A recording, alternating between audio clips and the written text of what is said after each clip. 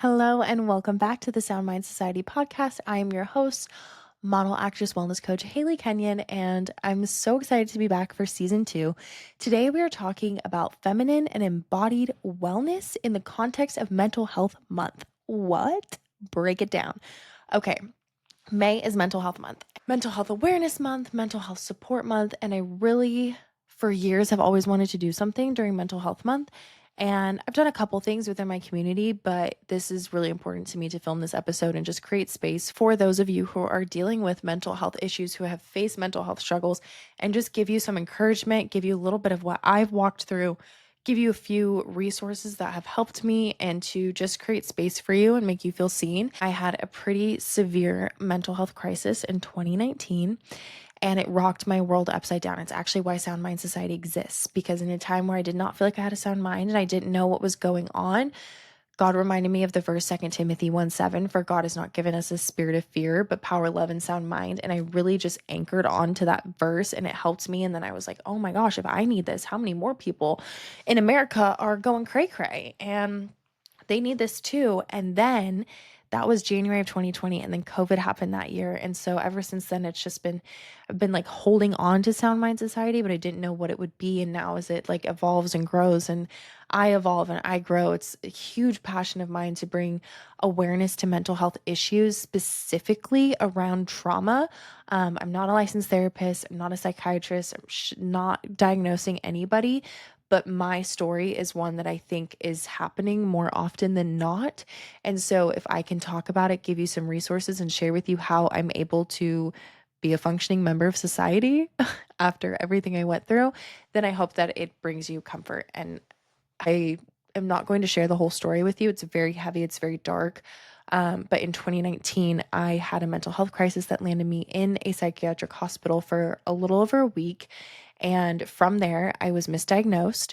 I was diagnosed with bipolar type 1 or 2, I can't remember, disorder. And I was put on lithium. I was put on, which is a horribly intense drug, and it will literally like shrivel up your liver. It is so bad for you to be on this drug. It's like one of the first things they prescribed to bipolar patients, like way back when, I think 40s, 50s, 60s. That's when it was really popular. And people hadn't really studied bipolar. We didn't have the language, and it wasn't normal to talk about mental health in the way that it is today. And I'm so grateful that we do talk about mental health in this day and age, and that we do have the information and resources to be able to speak about these things, because back then, I cannot imagine not only having the stigmas, but then the taboo things and the technology and the medicine wasn't up to where it is now. And so it was a really scary time for me. I had left the hospital really thinking I was going to be in and out of psych hospitals my entire life. I have not been back since.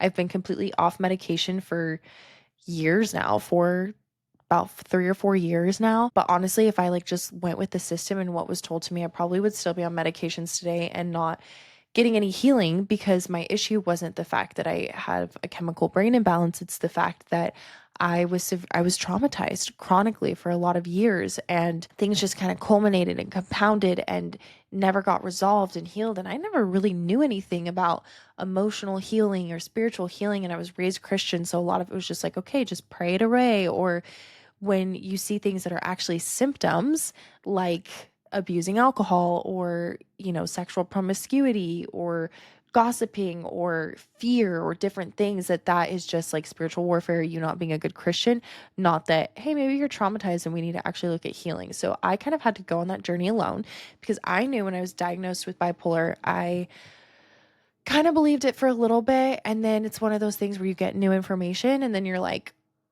oh, maybe I am, because this happened and then this happened and I reacted in this way. It was really scary. And the medications actually weren't working, even though I was on really heavy mood stabilizers, and I gained over 30 pounds because I was on dopamine blockers. I was on dopamine blockers, which is the hormone that makes you feel happy. Like a dopamine hit is like being out in the sun, or people who have addictions, it's like usually a dopamine thing. And so the medication I was on was blocking all of my dopamine receptors in my brain. So I had no dopamine. The only time I ever felt like happy and joyful was when I was eating fast food and sugar.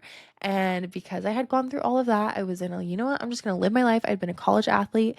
I had been an athlete for over 12 years, hardcore athlete. Was always focused on my nutrition, my fitness. And for once in my life, I just let myself live. If I wanted to go to In-N-Out and eat a bunch of food, then I was going to go to In-N-Out and eat a bunch of food and eat a bunch of ice cream and all this stuff. And it was the only time that my brain actually got like a hit of something. I was eating pastries like crazy at work. If they were like day over pastries or brownie bites that were if like cut off of the brownies, I would eat those too. And so it really was just like a wild time. And so I gained like 35 pounds. I'm 6'1" though, so a lot of people couldn't really tell, but I could tell. My pant size definitely went up quite a few. And it was so many things all at once to deal with. There was a breakup that it was connected to. There was previous relational trauma. There was sexual abuse in my past. There was so many different things that linked to this. I had 2 knee surgeries and a back injury in the course of a couple years, and volleyball had been my entire identity, and I had never seen myself as someone who was going to sit the bench. Like, I was always like a first string player in whatever I did. So to have those kinds of difficulties and not have the emotional tools to deal with them, and then on top of that, when I was in high school, I had teachers literally tell me that my ACL got torn because God was punishing me because I was putting volleyball above God, and like just wild stuff. I'm like, oh, I just want to give my teenage self a hug because she had no freaking idea. Dealing with drama at school and girls and mean girls and things like that, and with no outlet, with no way to channel that. And I just always felt trapped. I felt trapped. Like I was never living the life that I was meant to live, that I was like someone else in my body than I was to the rest of the world. And that was just a really hard feeling. And then you mix God in that, and it was just a lot for my little brain without even having a frontal lobe to process. And so then you throw in getting hospitalized and then hearing diagnosis with something like bipolar, and it's like, okay, you're definitely crazy. And so I just knew I had to fight it though. I knew I had to learn all I could. And one day I was actually on staff at a church, and I was having symptoms flare up, even though I was taking the medications. And that's when I was just like, okay, what is good? I felt crazy. I felt crazy. But if you knew more of the story, it would make complete sense. It's because I was being triggered 24/7 at my job because of certain things that had happened prior to me being in the hospital. And there was a wonderful, amazing counselor who was there, and he was very trauma informed. He's done a lot of work with police officers and first responders. And I was in the lobby one day, and I remember just like telling him, like, well, like with my bipolar disorder and all this stuff. And like, I didn't want to, I just knew, I like had this feeling, I think it was the Holy Spirit in me just being like, keep fighting, keep going. There's something else in here. There's another nugget for you to get. Even when that was like what was circulating around, that was like the rumor, like, okay, Hailey has bipolar. So when she freaks out, blah, blah, all this stuff. And it's just like, oh my gosh, I wish I could give that version of myself a big fat hug too. And I have in my mind a lot. Um, and this counselor, he hands me this book, and he's like, you don't have bipolar disorder. You've been traumatized. Read this book. And then at that time, I was getting a new therapist as well, because part of what landed me in the hospital is I didn't have proper care given to me by a therapist from the get-go. And things are, when you're talking about relational abuse and sexual abuse and college party phase and religious trauma and all of these things, like there's just, oh my gosh, there's so much intentional care that needs to happen, and there's so much safety that needs to be established, because I don't think I'd ever felt true, proper safety in my body. And I sure as hell didn't know how to give that to myself. All of these things happened that just really ended up with me being in the hospital. And this guy was like the first glimmer of light, like someone affirming that I wasn't crazy. And then it makes you feel even more crazy when you're the only one who doesn't believe you're crazy. And thankfully, I have a really supportive family, and my mom was always there to just like listen. And I just talked out everything with her, everything I saw in the hospital. Like, that was also freaking traumatizing. Like, I could write a book for sure on just the people I met in that place. It's probably against HIPAA codes, but I don't know, maybe I'll change their names. And so he hands me this book. It's called Restoring the Shattered Self. It's about complex PTSD, and it has a Christian background. So I dive into this book, and I'm like, oh my gosh, this is me. Because the reason why so many people with PTSD and complex PTSD get misdiagnosed as bipolar is because it has a very similar mood curve to it. So bipolar is very much, you have really high highs, you have really low lows, and it's constantly just on a wave of, high, low, high, low, high, low. And the higher the highs, the lower the lows, because you crash out. Usually with bipolar, it's not something that can be controlled. You can be totally fine. You can be in a stable state, and then your brain chemistry gets off, and there's contributing factors, of course. But then you're just riding this high and you don't sleep for weeks and days and you think you could do anything and you're manic and you're very grandiose. And I read a book called The Unquiet Mind of a woman who was bipolar. And when she felt herself getting into those states, she would not sleep for weeks on end. And she actually would not take her medications on purpose so she could do things like write her thesis papers for college. Like, it is like that kind of like brilliantly insane. There's a lot of our actors and artists have came out with the fact that they are bipolar. I do also know though that bipolar gets misdiagnosed all the time. And mind you, like this whole time I'm going through this was years. This was probably a good solid 4+ years until I really was like, okay, no, this is what happened to me. And I was able to move past it because the whole time out of the hospital, I'm asking my psychiatrist for neurotransmitter tests because I'm like, well, let's look at what's going on in my brain. You guys say I'm freaking crazy. Let's look at what's going on in my brain. Neurotransmitter tests, brain scans. I was like, maybe I have a brain tumor. None of that. ADHD tests. No, it was like, you're bipolar, stay on these meds. If you come off them, you're going to have that kind of thing. But I was still getting triggered on the meds because it wasn't a chemical issue. It was a trauma, somatic issue, compounded over time. And then you add this specific experience of being in the hospital, just skyrocketed it through the roof. And then I'm in environments that are highly spiritual and they're not trauma informed. And so to really be at a church where there was somebody trauma informed that could hand me this book and give it to me, I realized that those curves for me always were tied to a trigger. So at that time, I'm reading this book and then I start going to a therapist who is trauma informed, my first very trauma informed therapist. And I'm not talking about someone who can just do EMDR. I'm talking about trauma informed. She taught me about triggers and she had me go home and write down all my triggers. I must have written down 100 things that trigger me, just that were going on in my day-to-day life. And so once I learned what a trigger is and I was able to dissect that and kind of work backwards from there, then I could start to heal those triggers. At the same time, mind you, I'm 35 pounds heavier. So I was like, I'm 6'1". I think I was like over 185 pounds. I'm normally like 155, 160, 150-ish. I think I was 150 before I went into the hospital.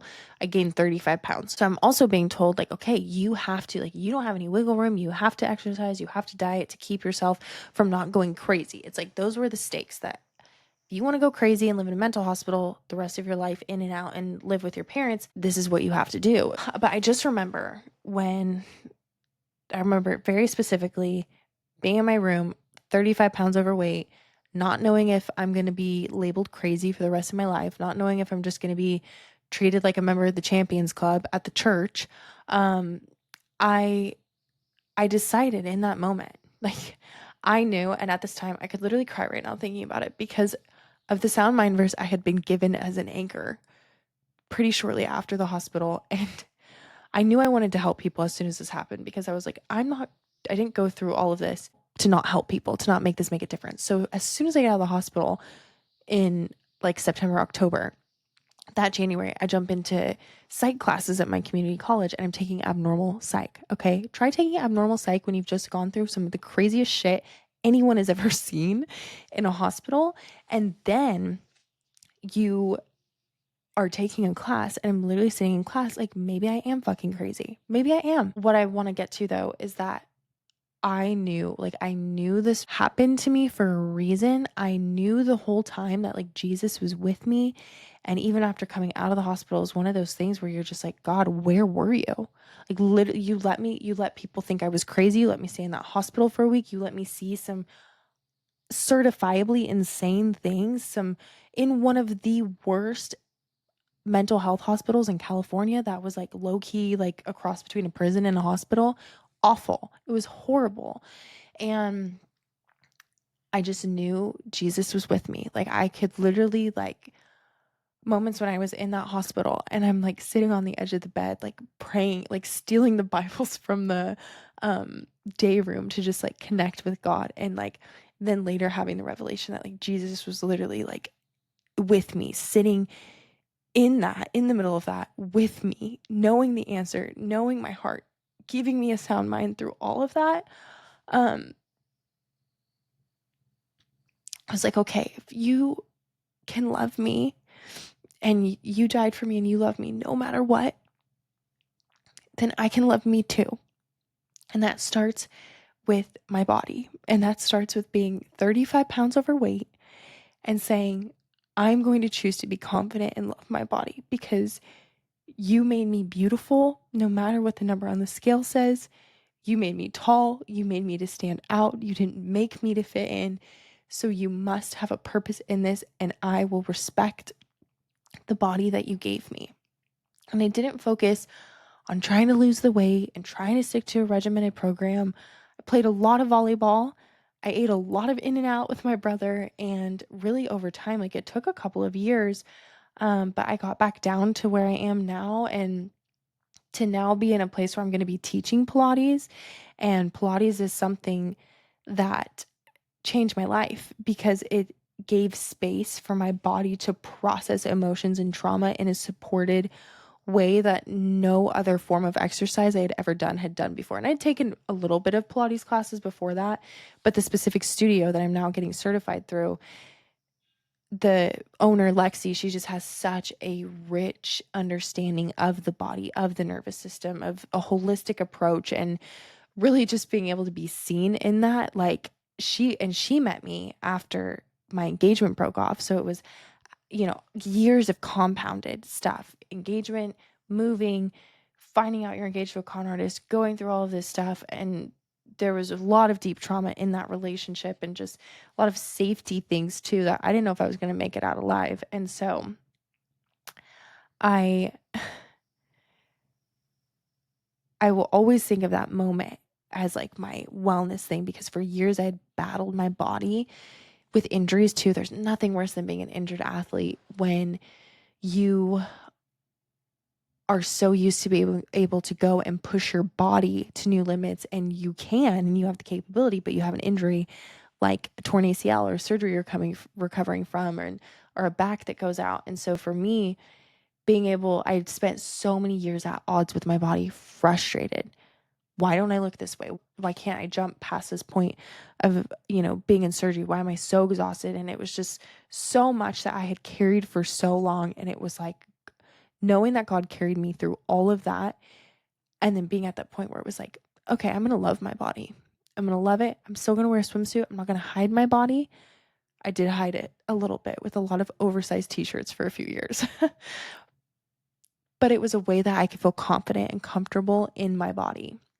I was doing the baggy thing before Gen Z even hopped on that. I started to fall in love with caring for my body, taking care of my body. And then when I started understanding trauma and the nervous system, and I had that Pilates element included where it's like your body's just shaking past the point of fatigue and neurons are firing and you're able to get trauma out of your hips. And I'm crying in massages and I'm crying in yoga classes, and the things that I think the church often is like, oh, what are you going to do? Take more yoga? Like, yes, I am going to take more yoga, and I'm going to spend this time in my body, with my body, not judging my body. And I'm going to go on the boating trip and on the Tahoe trip and on the hikes. And I really just started hiking a lot during COVID I don't hike anymore because your girl's freaking afraid of snakes, but I hiked a lot that summer, just walking with friends. And that's a lot of what we would do for social stuff. And so it changed my life and made me rethink the way that I think about fitness. And even before all that, I had been really passionate about fitness. I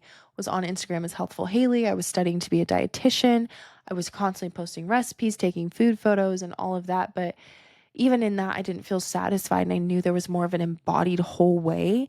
And then I was like, for a time in my life, I was like, well, forget the food. I'm just going to talk about Jesus because he's the bread of life, right? That only got me so far too, because then when I was having real physical, somatic, mental issues because of unresolved trauma and because of spiritually being bypassed so many times in my life and being spiritually abused by people in leadership, like crazy stuff, you guys. I was just like, no more.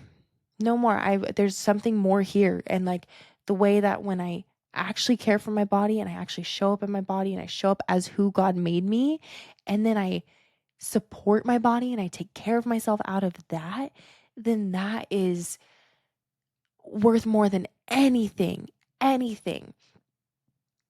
than I could do as just being a youth director or just being the nutrition girl. And so now, because I'm more comfortable and I've been able to create a safer container for myself in my life, I am now able to be in a place to speak about this pain and to speak about what I went through and bring light to people, because I'm so passionate about creating a trauma-informed community and a wellness community that regulates your nervous system and realigns you in your spirit with who you are on an authentic, deep level. And what I think makes my journey so unique now is going through all of that and then stepping into modeling, into acting, into more full-time entertainment content creation roles, is that I'm still who God intended me to be, but I have all of this experience to draw from and that I've learned from it to now help people out of. And so if you have ever felt trapped by your mental health, your physical health, all of that, I just want to say there's a way out for you to just keep seeking answers. There was one quote when I was going through a lot of this. I think this was actually in Elisa Turker's book. I could be totally wrong,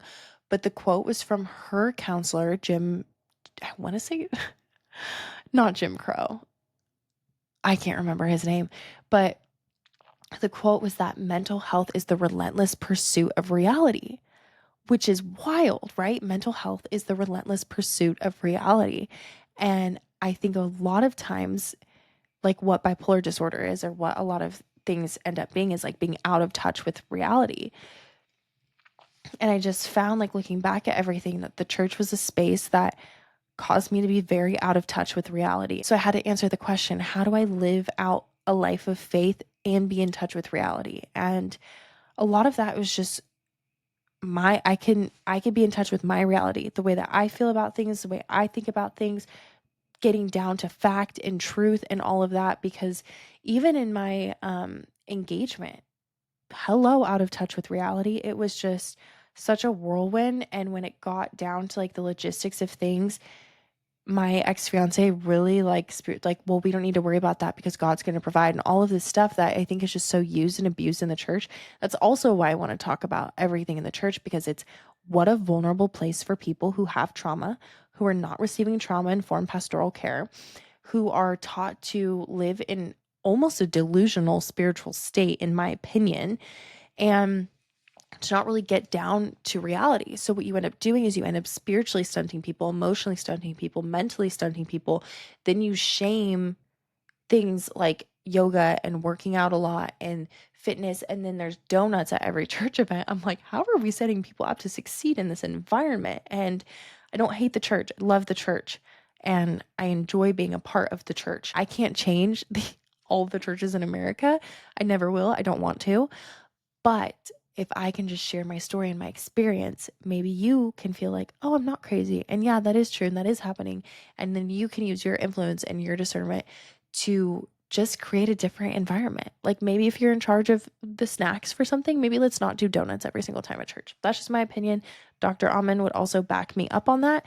But this is really serious. We are in a time where people have more trauma than ever. We've all gone through COVID, so we've all been traumatized on some level from that. The rates of medical trauma and spiritual trauma and relational trauma and domestic violence trauma and financial trauma are just rising through the roof. And if we never learn how to regulate ourselves, how to heal ourselves, how to advocate for ourselves, we are not going to see the changes that we want to see in this world. And I believe that every single one of us, and you and my people that are drawn here, you are all capable of creating so much change in your community. And a lot of it requires facing your own demons first. And that's a lot of what I had to do. But I want you to know that just when you accept reality, you choose to love yourself through it, and you find the right support and resources for you, you will heal 100% and you will be more than you ever imagined. And so during this mental health month, more than just dropping the stigmas, I really hope that you can just see that mental health is your whole life. And what's stigmatized is when it just becomes a mental health issue, right? Oh, she just has mental issues, blah, blah, blah. No, she's probably traumatized. She probably has an inflamed body as well. She might not work out or move her body in a way that's supportive to her.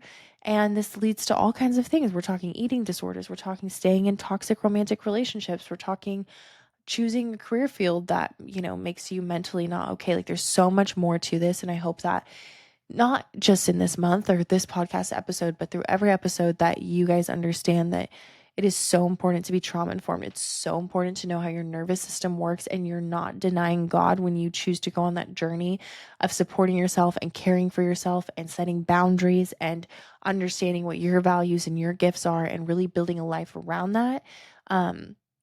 Rooted in being grounded and in reality. And I think there is this beautiful tension. I think I've even been able to find it, and it's not perfect every day, but you can have a blend of being so grounded in reality and what is in facts, and have huge faith to believe in things that are like, when they come to pass, it's going to be an only God thing. It is going to be an only God thing.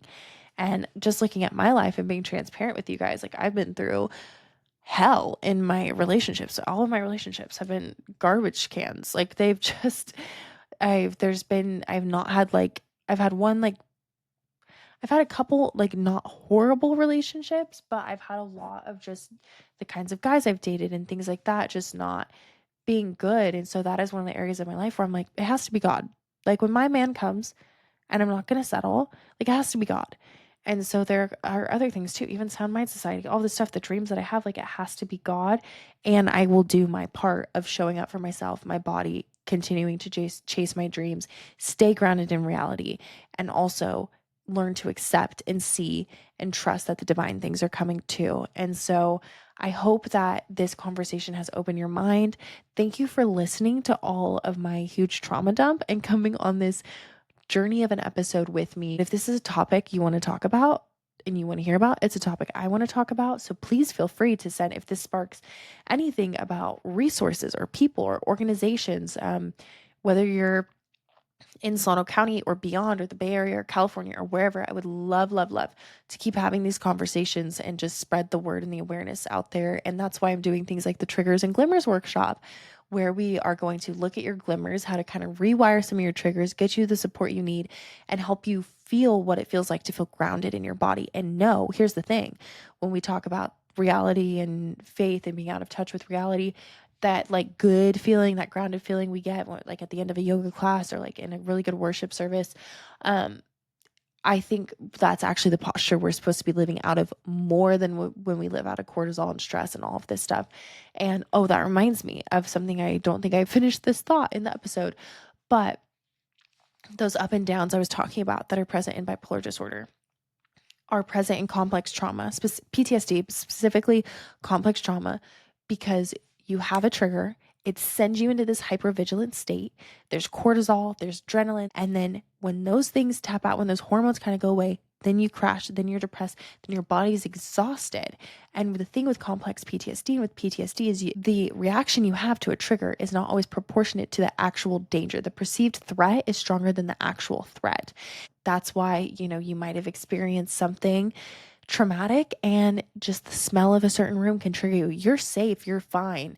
That's why finding safety is so important. And actually, the first part of you being treated by a professional should always, always, always be rooted in a lot of safety and a lot of creating a safe space. And if it's not, that might be a red flag that you need to find a different therapist or a more trauma-informed therapist, someone who also understands attachment theory and is willing, like, your therapy should be like a few sessions of you just laying out everything, especially if you've been through a lot of trauma, and your therapist really understanding that and creating safe rapport with you and giving you tools to feel safe in your own body. And if you haven't learned how to do that, what I teach in the Sound Mind Reset is a lot of learning how to feel safe in your own body. And in order to do that, a lot of times we have to rewire negative beliefs, a lot of which we've picked up in the church, a lot of where we've outsourced our authority, and kind of come back to what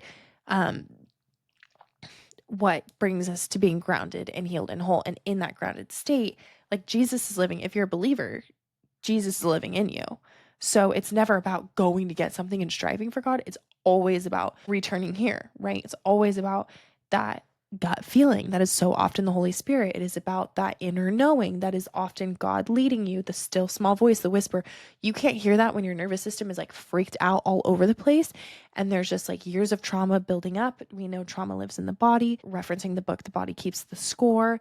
So all of that is very, very, very real. And if you don't have the safety established to help you work through those things and self-regulate, just don't think you're going to live the fullness of the life that God has for you.